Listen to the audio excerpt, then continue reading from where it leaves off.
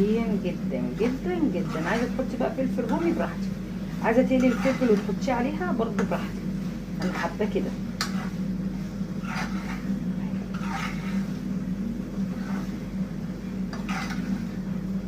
بس يا ست الكل اهو، مفيش احلى ولا احسن من كده.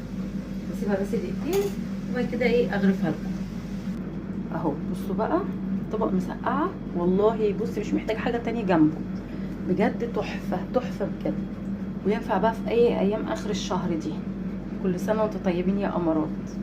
بصوا بصوا، عايزه اقولك حاجه جامده جدا جدا جدا، سهله وسريعه وما خدتش مننا 10 دقايق. حاجه ما شاء الله سريعه جدا، طعمها خطير. يلا استنوني بقى فيديوهات تانية كتير جايه ان شاء الله.